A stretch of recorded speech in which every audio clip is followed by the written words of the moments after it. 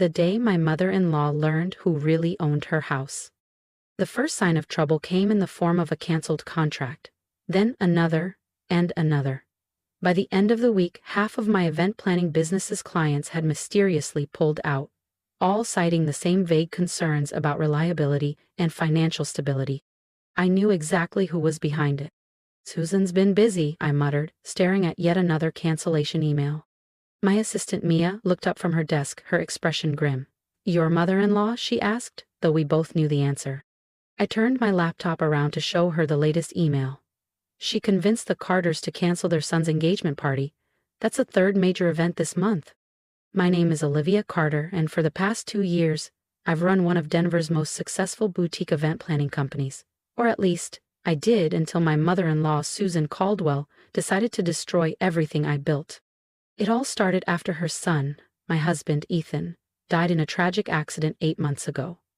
Susan had never approved of me, convinced I had married Ethan for his family's wealth. The fact that I had signed a prenup and built a thriving business on my own meant nothing to her.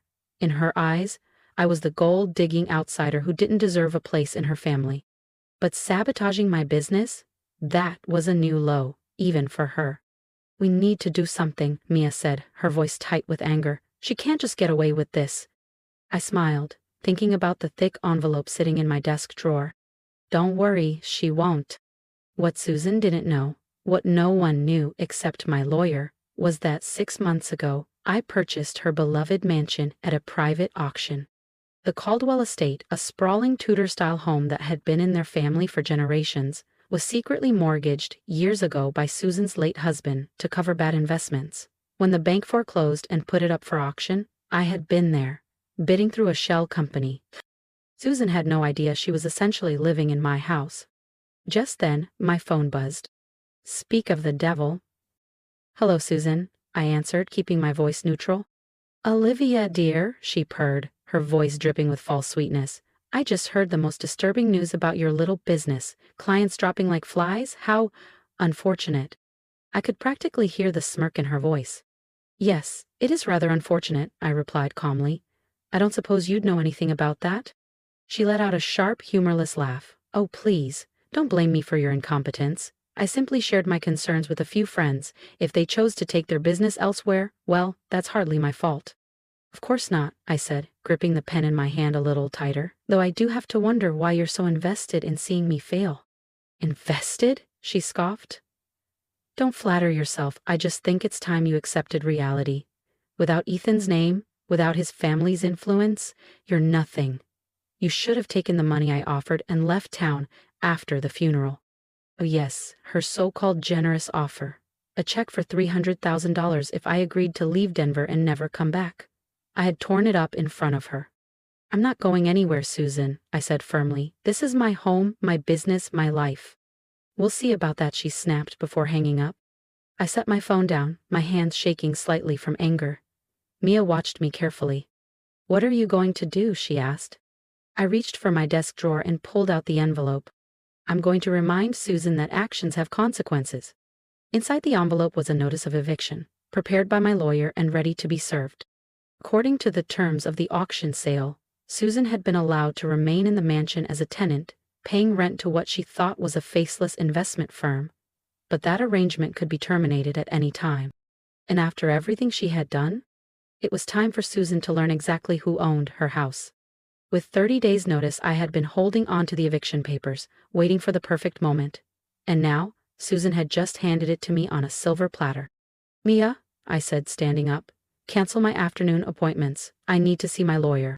An hour later, I sat in James Chen's office, watching as he reviewed the eviction notice. "Everything's in order," he said, looking up at me. "But are you sure about this? Once we serve the notice, there's no going back. Susan will know you own the house." I thought about all the clients she had scared away, the lies she spread about my business, the years of snide comments and barely veiled insults. "I'm sure," I said firmly. "It's time Susan learned she can't bully people without consequences." James nodded, reaching for his phone. "I'll have the process server deliver it first thing tomorrow morning. You might want to be somewhere public when she gets it." I smiled grimly. "Oh, I know exactly where I'll be." The next morning, I sat at my favorite cafe, sipping my coffee and waiting. The process server was scheduled to deliver the notice at 9 a.m. sharp. It was now 9:05. Right on cue, my phone exploded with notifications. First, the text messages, all caps full of rage. "How dare you? This is impossible, you sneaky little witch!" Then, the phone calls, which I let go to voicemail. Finally, an email arrived. "You think you're clever, don't you, buying my family's home through some shell company? This is a new low, even for you. But if you think I'm going to let you get away with this, you're sadly mistaken. I have friends in high places, connections you couldn't even imagine. By the time I'm done with you, you won't be able to plan a child's birthday party in this town." I calmly forwarded the email to James, adding it to our growing file of Susan's threats and interference. Then I picked up my phone and dialed a number I had been saving for just this moment. "Hello, Richard. It's Olivia Carter. Remember that exclusive interview you wanted about Susan Caldwell's financial scandal?" Richard Chen, no relation to my lawyer, was an investigative reporter who had been trying to expose the Caldwell family's hidden financial troubles. Until now, I had declined to comment, out of respect for Ethan's memory. But Susan had forced my hand. "I think I'm ready to talk," I said into the phone. I told him everything about the mortgages, the debts, the auction, and how Susan had systematically tried to destroy my business since Ethan's death. Richard was silent for a moment. "This is going to be explosive," he said finally. "Are you sure you're ready for the fallout?" I thought about all the clients Susan had scared away, the events we had lost, the employees I might have to lay off if things didn't turn around. "I'm sure," I replied. "It's time for the truth to come out." Just as I hung up, my phone buzzed with another text from Susan. "Meet me at the house. Now, we need to talk." I smiled, gathering my things. It was time for the next phase of my plan. The Caldwell estate loomed before me, its grand Tudor architecture a testament to old money and even older pride. Susan stood on the front steps, waiting. Her perfectly coiffed blonde hair and designer suit were immaculate, as if she was about to attend a charity gala instead of confronting the woman who now owned her home. Her blue eyes burned with fury as I approached. "How dare you?" she hissed. "This house has been in the Caldwell family for generations." I met her gaze, unshaken. "And now it's mine," I replied calmly, "legally purchased at auction, after your husband mortgaged it to cover his gambling debts." She flinched at the mention of her late husband's reckless financial decisions. "You had no right," she spat. "I had every right," I said, my voice unwavering, "just like you had the right to spread lies about my business, to manipulate my clients, to try and destroy everything I built from the ground up." Susan's lips pressed into a thin line. "The difference is," I continued, stepping forward, "what I did was legal." I let that sink in for a moment before delivering the final blow. "What you did?" I tilted my head slightly. "That's called tortious interference." Her face paled. She knew exactly what that meant. And for the first time since I had met Susan Caldwell, she had nothing to say. Interference, and its grounds for a lawsuit. Susan's face paled slightly, but she rallied quickly. "You can't prove anything." I pulled out my phone, pressing play on a recording. I simply shared my concerns with a few friends. If they chose to take their business elsewhere, well, that's hardly my fault. I stopped the playback and met her gaze. "I have more," I said. "Every email, every phone call, every canceled contract, my lawyer has it all." Susan's posture stiffened. "What do you want?" she demanded, her voice shaking slightly. "I want you to stop interfering with my business. I want you to call every client you scared away and tell them you lied. And I want you to remember something, Susan. Ethan believed in me. He supported my dreams. He would be ashamed of what you've done." She stared at me, her perfectly manicured nails digging into her palms. For a moment, something flickered across her face, not just anger, but fear. "You're bluffing," she said finally, but her voice lacked its usual confidence. "You wouldn't dare go public with any of this. It would destroy the Caldwell family name." "The name you spent years telling me I wasn't worthy of?" I asked, raising an eyebrow. "The name you think gives you the right to destroy other people's lives? That name?" I pulled out my phone again, scrolling to my recent call log. "I just got off the phone with Richard Chen from the Denver Post," I said, holding up the screen for her to see. "He's very interested in writing about how the great Susan Caldwell has been systematically harassing her dead son's wife." The color drained from her face. You wouldn't. Try me, I said quietly. You spent months trying to destroy everything I've built. Did you really think I wouldn't fight back? Susan sank onto the mansion's front steps, suddenly looking older than her 63 years. You don't understand, she whispered. This house, it's all I have left. For a moment I felt a flicker of sympathy. Then, I remembered everything.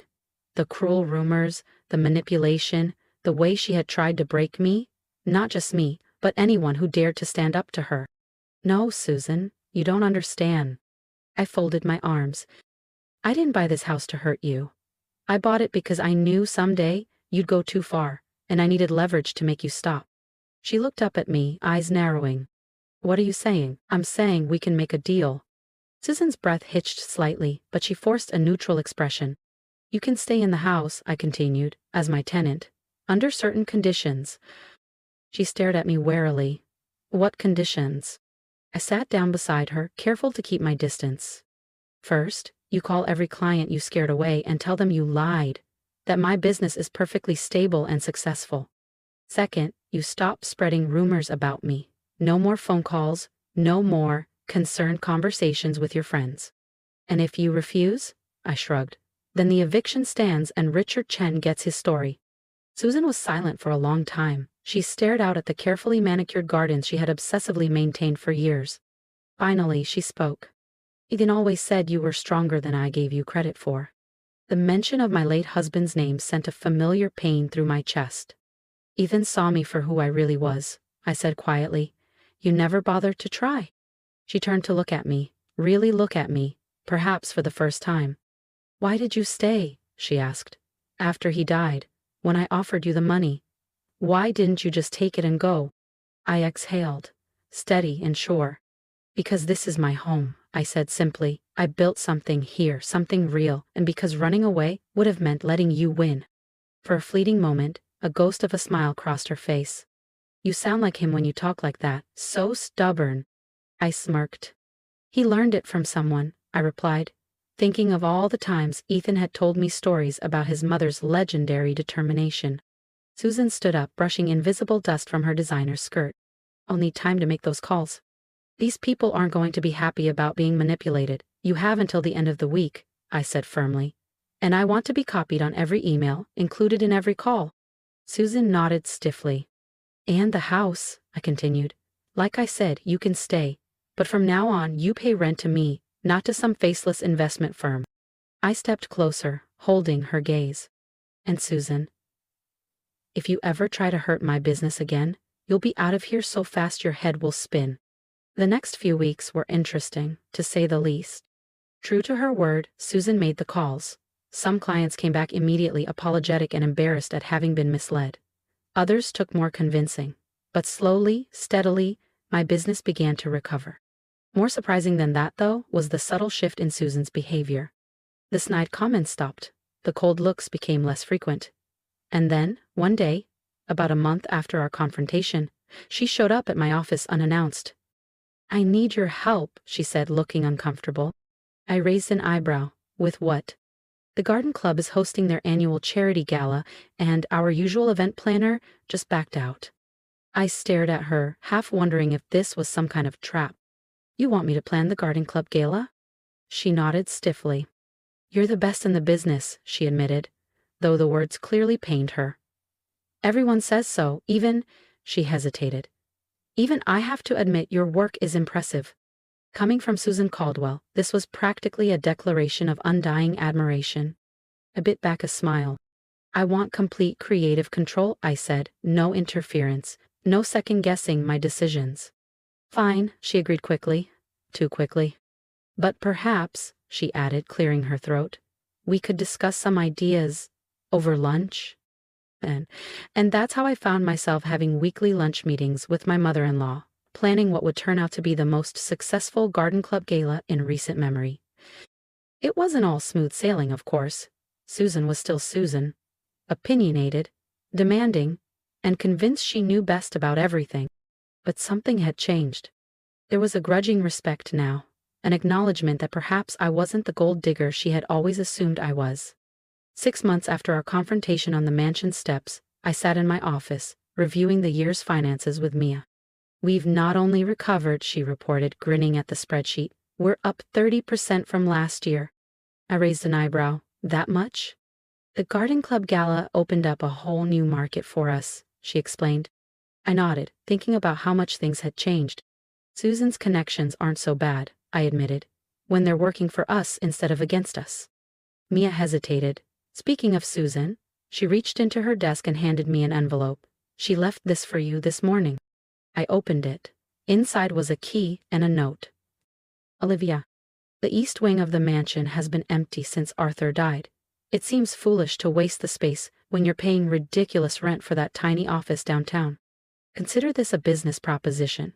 You can run your company from here, and I'll finally have someone to share this ridiculous house with. Susan." I stared at the note, thinking about all the times Susan had told me I didn't belong in the Caldwell family home. And now she was inviting me in. The next day, I went to the mansion to inspect the east wing. Susan was waiting. She tried to appear casual, but I could tell she was nervous. "The light is good for an office," she said, leading me through the rooms, "and there's plenty of space for your team." She was right. The space was perfect. High ceilings, large windows, a separate entrance for clients, but more importantly, it felt right. This was where Ethan had grown up, where we had our wedding reception, where we had planned to build our future before fate had other ideas. Susan hesitated, then turned to me. "There's one condition," she said suddenly, stopping in the doorway. "This could be my new office." I tensed, waiting for the other shoe to drop.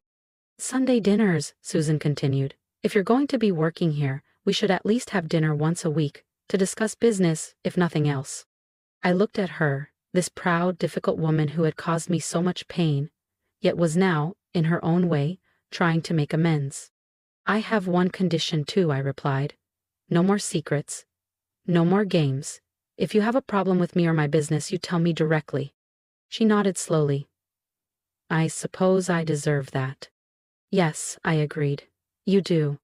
2 weeks later, my company officially moved into the east wing of the Caldwell estate. The irony wasn't lost on anyone. The business Susan had tried to destroy was now operating under her own roof. But something unexpected happened.